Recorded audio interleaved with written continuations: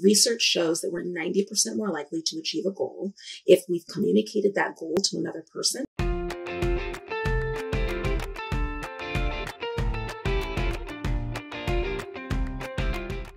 Hi, everyone. It's Kara Goldin from The Kara Goldin Show, and I am so excited to have my next guest here. I have Tiffany Dufu, who is the founder and CEO of The Crew, and we're going to talk about The Crew. And as I mentioned, she is the founder and CEO. It is a membership model, a peer coaching service for women looking to accelerate their personal and professional growth. And Tiffany is just this amazing, amazing star. She has many, many accolades under her belt, including Entrepreneurs 100, Powerful Women, as well as Fast Company's League of Extraordinary Women. And she's also served in numerous leadership roles, including the Chief Leadership Officer to Levo, a millennial professional network dedicated to the advancement of young women. And Tiffany is just such a star. I also will drop into talking about her book, which I have right here, called Drop the Ball. And as I was saying to her before we even got on, that I was quite sure that I had read it. It came out in 2017, and I finished it up this weekend. I had not read it, and boy, was I happy to read it. It was so enlightening. I mean, here's somebody who was so accomplished and just so tremendous, and just talking about all these things that she realized about herself and her journey. It was really, really powerful. So she's tirelessly advocating for women in leadership, and so positive, including if you can't, or if you can see her beautiful shirt that she has on this morning. I said it is so cheery and so exciting. So definitely super excited to have you here today, Tiffany. Thank you, Kara. It's a pleasure to be here, and thank you for your leadership. Yeah, thank you. Thank you so much. So I'd love to go back to the beginning. I always try and find out, who was little Tiffany as a young girl? Like, what, I mean, did you know you were going to do all the things? Did you know that you were going to advocate for women's leadership? Did you know you were going to be an entrepreneur, write a book, all of these things? I mean, who was little Tiffany? No, I didn't know any of those things just 10 years ago. What are you talking about? No, I had a very joyful, happy childhood as the daughter of a minister. I grew up in the church. My parents were from LA, originally from a neighborhood called Watts in LA. And in the 1970s, it was a rough place. It was a rough time, but they knew that there had to be something other than the environment that they were in. My mom in particular, she found out she was pregnant with me when she was 19 years old. And so my dad joined the Army, which is how I came to be from the Pacific Northwest. And they broke a very vicious cycle of poverty and addiction and violence in just one generation based off of that move. And I grew up the product of what I think were probably a number of parenting books. So my parents, for example, felt that affirmations were really important. Every day, my mom would look at me and she would say, as if it was the first time that she had ever told me this, "Tiffany, you're so smart. You're so beautiful. You're so loved." And I appreciate it now, of course. By the time you're 12 or 13, it's quite annoying to be told that every day. But in hindsight, I grew up with a very strong sense of myself. Everything from the fact that she pretty much let me wear whatever I wanted, which was a really big deal. And thinking about just the time and the environment that I grew up in, I remember feeling that my opinion was important and that my feelings mattered, which a lot of kids don't necessarily feel when they're growing up. And so I give her a lot of credit for giving me an alternative voice in my head, so that when the other voice is like, "You can't do this, what are you, crazy?" that voice of doubt, I have this other counter voice that's like, "You're smart, you're beautiful, you're loved, you can do this." But also just for giving me the sense of, "What do you mean you're not into what I think or how I feel?" Because that's kind of a big deal. Did you have brothers and sisters? I'm the oldest of 4 girls.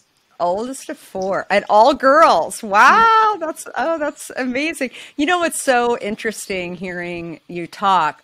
So obviously, your dad was in the military, and different. My dad was in the military way before I was born, but he had started a company inside a brand inside of a large company called Healthy Choice, and inside of ConAgra. And anyway, I talk about it in my book, but it's interesting because my mom was never the person that was highlighted as the leader that had all this impact, and yet my mom was the one that was deciding at age 45 to go into a totally different career, which back in the 70s was just not really done. I mean, she was an art history major, and then she just decided she wanted to go into fashion. And my dad was like, wait, what are you doing? But he just let her. He was like, happy wife, happy life. And I think now about the impact, and hearing you talk about how your mom spoke to you and the affirmations and things like that. I mean, do you think she was thinking of herself as a leader? And yet that obviously had a really powerful impact, just hearing you remember those things and think about those things this morning.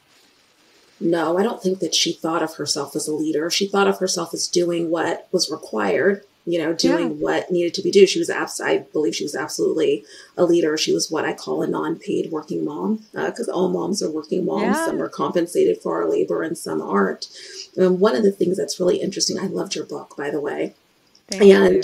One of the things that I was really taken aback by and thought, wow, if I had that sooner, where would I be today, was just your relentlessness. And there was this whole idea of like breaking parts of your body, like physically being harmed and like getting up and doing the sport again or doing the activity again. That was definitely not Tiffany. Tiffany was the one, as my youngest sister will say, she'll say, Tiffany, you're so boring. You never want to learn a lesson yourself. I was always very happy to sit at the foot of a mentor, a sage, and to follow the roadmap and to follow the instruction manuals and to kind of stay on the straight and narrow. And so that's part of the reason why when you asked about, did I think that I would be a writer? Did I think that I would be an entrepreneur? Did I think, no, I didn't think any of that. I thought that I would do exactly what I was supposed to do, which was to go to college, become an educator, get married, have kids, and like live my life into the sunset. So I so respect and appreciate that at such an early age, you were such a risk taker, because I think that that's such an important part of our journeys and can accelerate it. Yeah. Well, and part of your journey, I think, is also you're the oldest, right? So there was, the pressure to actually, walk in the straight line so that you could show your siblings that that's how it's done, right? That's sure. Be responsible. Take care of the other ones. Yes. Right. I mean, I was, the product of a mom and dad that were 40 when they had me. And I had the oldest parents in the block. And my parents were like, just don't embarrass us and don't hurt yourself too badly. And, that was like, and come home by 11. Like, you can go to the parties, just come home by 11 and be safe. And it was, I was lucky that I followed, crazy brothers and sisters who, I mean, it wasn't hard to actually shine in in that case, because it was they had been very naughty along the way, which I think helped me to actually be like, oh, you're a good kid, you're actually coming home on time, you're doing all these things. And anyway, crazy. Yeah, it was crazy time. So you have a huge interest in wanting to help advance girls and women. Where do you think that came from? Well, I would say it's deeper than an interest, Kara. It's my life's work. It's why I get up in the morning. Literally every job I've had, every dollar I've ever donated, every board I've sat on, every article I've written, every book I've contributed to or written, every social media post, except for a few ones where I'm just bragging about my kids because I think they're cute, has been focused on this question that I have of how do we harness women and girls' talent and ingenuity for the benefit of all of us. The answer to where did that come from loops back to my mom. When I was 16, my parents got divorced. And all of when you talk about your dad, and him being the public facing leader, I had an experience in which I discovered that all of the economic, social, political capital, of course, I wouldn't have articulated it that way at 16, that I thought was our family's, I realized was just my dad's. Because he is the one who was college educated. He's the one who worked outside of the home. He was the one who was the beacon in the community. He was the one who had the awards. And unfortunately, my mom, after the divorce, fell back into that very vicious cycle that I mentioned of poverty and addiction and violence with her second husband. So I spent my 20s trying to save my mom. I don't know if you ever tried to save someone in your life, but you will eventually, hopefully, come to the realization that it's impossible to do that because each one of us is the most powerful change agent in our own journey. So I could not save her, but I am so indebted to the fact that she had enough wherewithal to give me everything that a mother could possibly give a child in those first 16 years, that every day I wake up and I just try to get to as many women as I can to whisper in their ear, you're so smart, you're so beautiful, you're so loved, you can do this. And if there are any women listening right now, that's why I'm talking to Kara right now. I love that. So you founded the Crew in 2018. So tell us more about your company.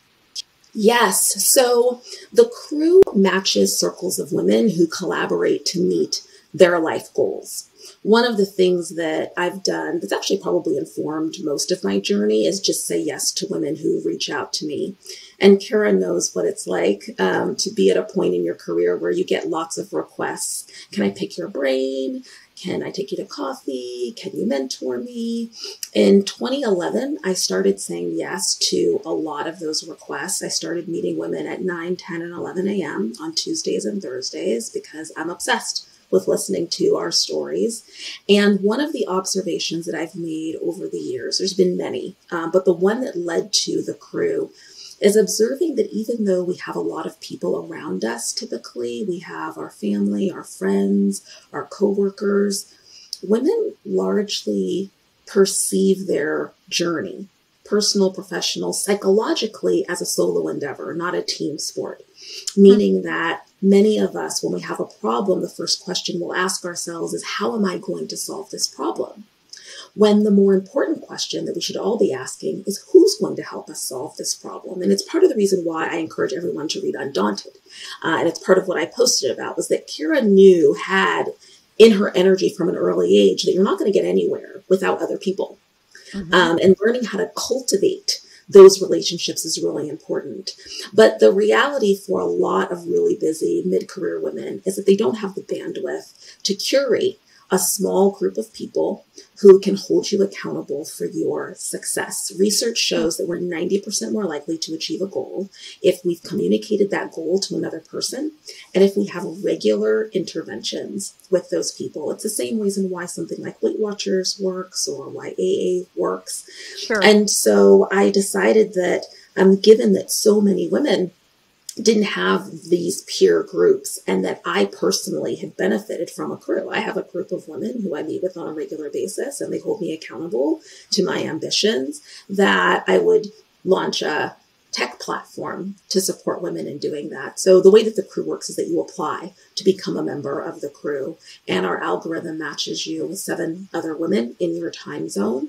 You decide what you want your goals to be. You upload them into a digital tracking tool and your Crew holds you accountable digitally and through monthly events that we call gatherings where you each go around and hold one another accountable. So it's just a way to help us each focus on ourselves and have a group of people who care about us but are more objective and are invested in our decision making the way our friends or family or coworkers might be.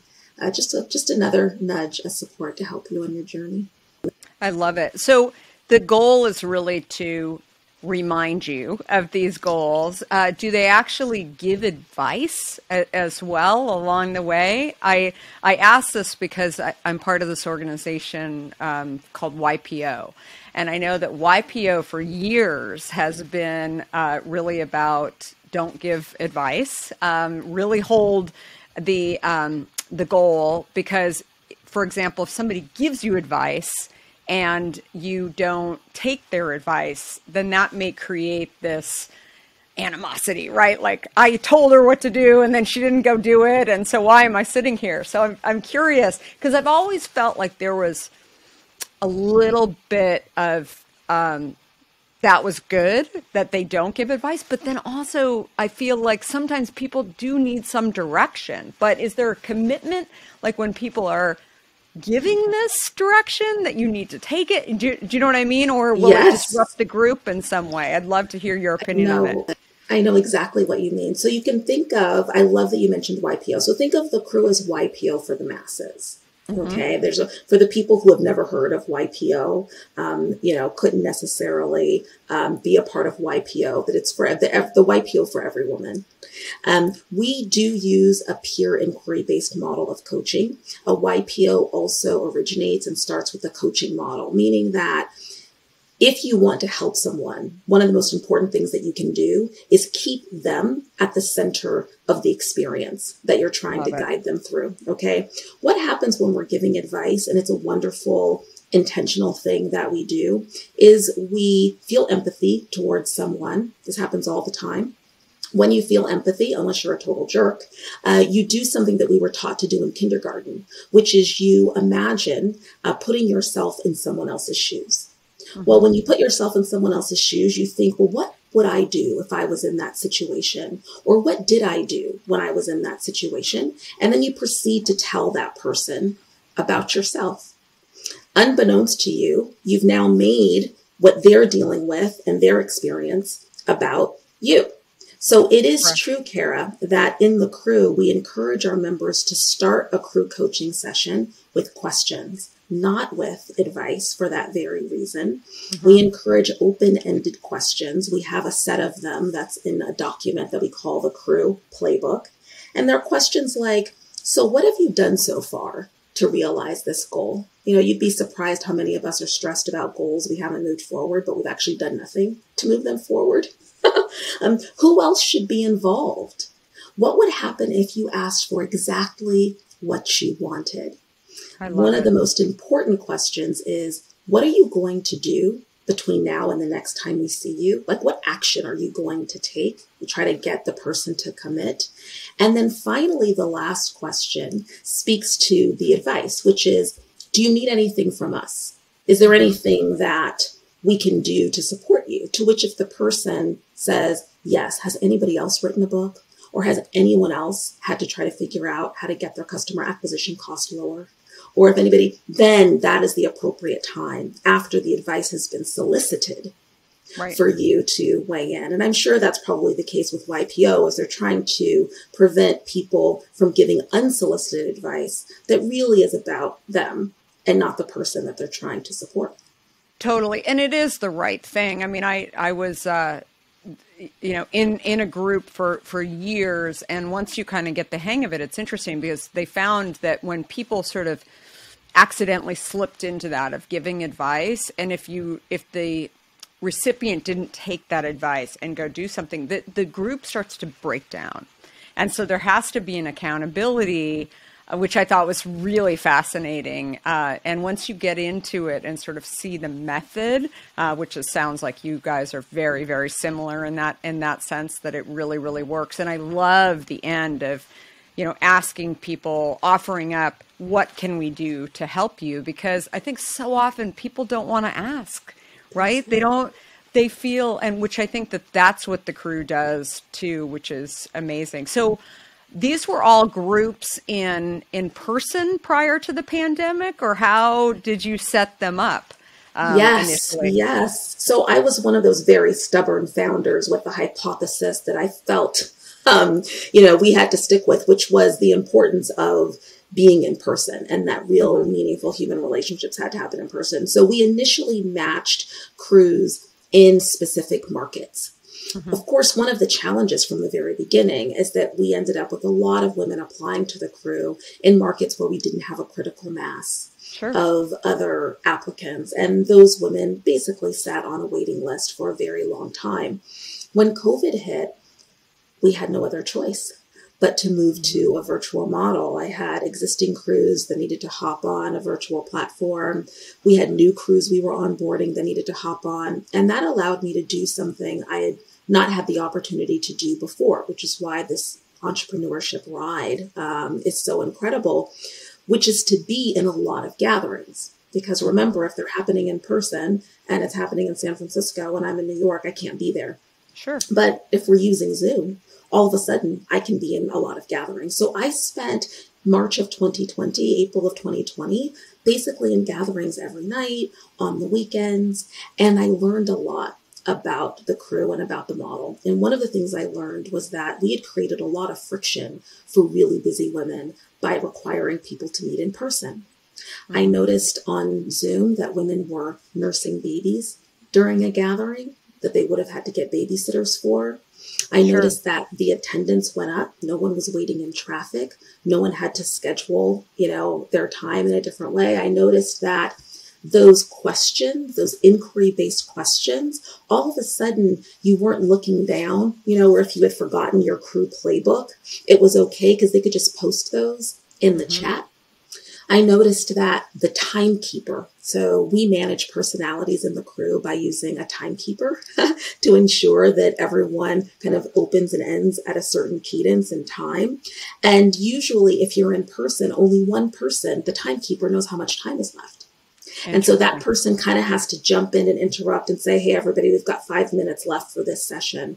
Well, all of a sudden in Zoom, the timekeeper was empowered to post into the chat, hey, everybody, we've got 8 minutes left. We've got 5 minutes left. And so it allowed the crew to collectively really support this person in a more meaningful way. So I learned that I was wrong. You can actually support people virtually, that for certainly our demographic of really busy women, that they value not having to be stuck in traffic and connecting. Because remember, these aren't your best friends. So there's the accountability circle that you're meeting with once a month.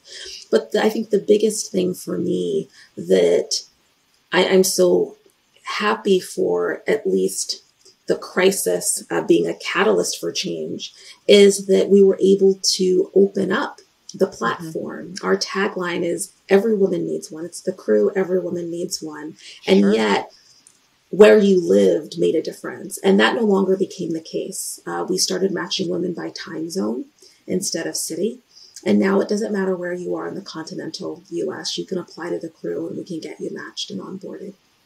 I love it. So obviously women during this time left the workforce in droves. As I, have said over and over again, they didn't choose to leave the workforce, right? It was definitely this is what I've got to do. And especially if you had kids. I mean, people were, forced to deal with online school and caring for children, and oftentimes men were making more money. So if they had one of those in the house, and so it was definitely an obvious thing that many people ended up staying home. What do you think is the key thing that people in the crew are thinking about today as they think about what do they do next?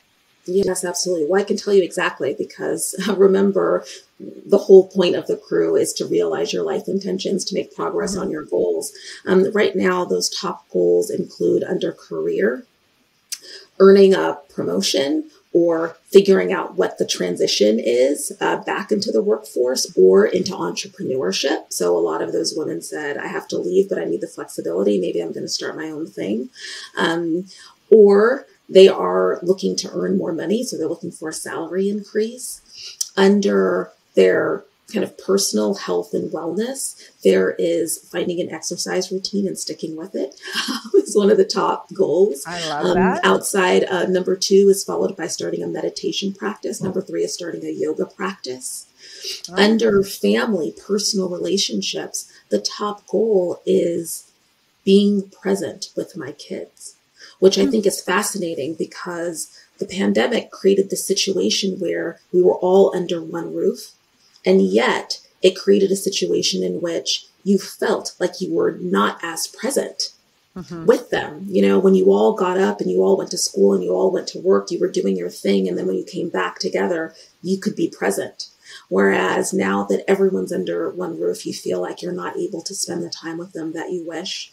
Unfortunately, navigating divorce or separation is another top goal. So these are the things that members of the crew are dealing with. And it was the one thing, our culture is still very similar. I mean, the one thing that didn't change was that women disproportionately bear the responsibility of caregiving and of household responsibilities. What happened was that the scaffolding that a lot of women had in place to do that, to outsource that, quite frankly, usually to other women, fell apart in the midst of COVID. So it wasn't as if women had more responsibility. Women have always had that responsibility. It's just that we could outsource part of it. And then when COVID happened, all of a sudden we physically had to do all of it. And it became too much for a lot of families. Yeah, definitely. I feel for many women out there. I've been through a lot, but as I said I say to my team as well as, you know, people in interviews, that's one thing that I had never been through. My youngest is now 16. So, you know, he was kind of on his own, right? Not on his own, but you know what I mean? Like he was in the groove, but God, watching many of our employees deal with, you know, 3 and 4-year-olds and 6-year-olds and, you know, it's just tough and it's really hard and it's hard to, you know, focusing on goals for your work and then trying to have some kind of sanity and then having a break. I mean, it's a lot. And so I bet those conversations are coming up in these groups as well. So I love that you're thinking about it and talking about it because I think it's something really, really important that we all need to focus a little bit more on. Absolutely. So, okay. So Drop the Ball, as I mentioned, your book came out in 2017. Yay. With Tiffany's beautiful picture on the cover. We were just talking about her first edition did not have the picture on it. And I don't know why, because she's so beautiful and it's so nice. And the foreword was by Gloria Steinem too, which is so awesome on so many levels. So talk to me a little bit about the book. So why the title, Drop the Ball? Yes, I wrote a book called Drop the Ball because I used to be someone who was terrified of ever dropping a ball. I used to think that it was a terrible thing to do. It meant that I was failing to take timely action, that I was irresponsible, that I was disappointing people in my family and my community. It sounds dramatic, but as an African-American woman, that I would be disappointing the entire Black race, as in, if I mess this up, they're never going to hire a Black person again. And so I came to a point in my life where I was no longer able to keep all of the balls beautifully in the air. You know, if you've got enough of an A-type personality and you've got enough of a support, you can keep going. My drop the ball moment was the birth of my first child. That's when things fell apart for me. But in those conversations that I mentioned with women, Kara, it could be anything. It could be that you finally got the promotion and discovered that it's a lot harder to be the boss when you weren't the boss. It could be a diagnosis. It could be that you've got to take care of a family member who has become ill or is incapacitated. It could be a viral pandemic, an economic recession that causes you to come to a point in your life where you can't keep all the balls in the air. And I call them Tiffany's Epiphanies. Some people call them aha moments, came when all the balls were on the floor and yet Armageddon never hit, meaning all of the things I was always paranoid would happen if I ever dropped the ball, they didn't materialize, meaning no one ever called to say, I don't love you anymore, I don't like you, or you're not my friend because I didn't respond to their text message fast enough, or I missed the party. My boss didn't fire me. I never had the police come and read me my Miranda rights, which I always thought would happen if I didn't pay all of those alternate parking tickets that I would get for those orange citations Yeah. that pile up. That I can tell. I live in New York City. I don't know how many of those things you get before they come and arrest you, but it's a lot. It takes a lot. Yeah. And they don't actually come. Oh And my so God, I I love that. decided to reappropriate the term because I realized that what I really needed to drop was this unrealistic expectation that I should be doing it all to begin with.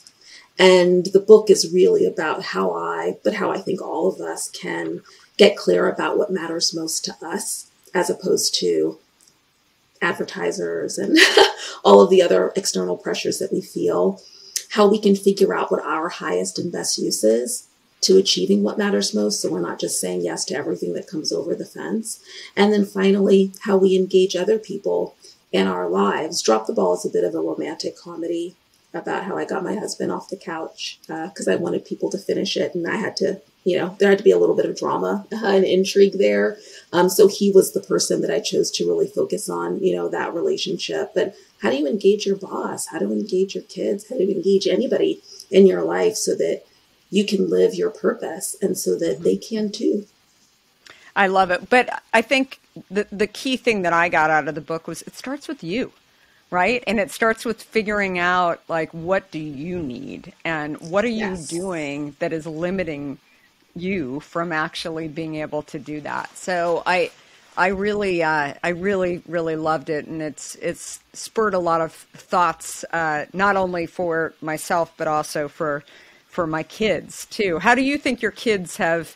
I feel like you're really conscious about doing some things differently, and how do you think your own kids have learned from maybe your mistakes, but maybe your realizations and your epiphanies, your Tiffany epiphanies? My Tiffany's epiphanies. Well, for one, they hold me accountable, right? For me dropping the ball. Today was the first day of school, and my son's got to get the bus, and he's in the 10th grade, and I think I was probably micromanaging a bit too much. And he's like, "Mom, drop the ball.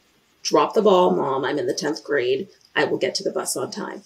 I love it. Okay, great. So that's one way. But the other way is, I think part of what I call in the book delegating with joy is really engaging other people in our expectations of ourselves. So one of the things that I do now is every 6 or 7 months, I ask my kids, can you have a meeting? There's 2 of them amongst yourselves, and then come back and tell me the top 3 things that you feel like you need from me in order for you to feel like I'm being a good mom.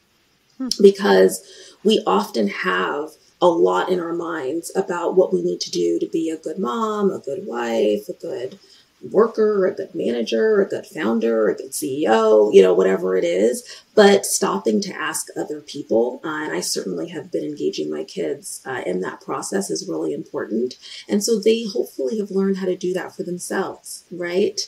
I'm overwhelmed with this history class. Okay, we'll have a conversation with the teacher about what exactly do they need from you, right? What are they expecting from you so that you can bring your level of anxiety down, but also feel like you can deliver for yourself and for everyone around you. I hope, this is me talking. You should talk to them. There should be a podcast for all the kids of the people that are being interviewed by these podcasts to find out, are they telling the truth? I love it. No, that's so great. So the crew, how do people find out more about the crew and joining the crew? Yes, they can go to thecrew.com, and it's spelled CRU.com because CREW was taken and I was trying to be creative. So they can go to thecrew.com. They can apply. They can find us on any social media outlet with that handle as well. Yeah, and you can just see your community on your social platforms. Definitely following and engaged, which is, I think, a great sign of any organization and business. It's definitely clear. So, and Drop the Ball. Everybody should pick this book up. It's so good. And also, the Tiffany's Epiphanies videos are on YouTube. I had a look at those too. That's lots of fun. So very, very cool stuff going on with Tiffany. And overall, for people to follow you on social, do you want to tell people the best way? Yes, I'm at TDUFU on every platform.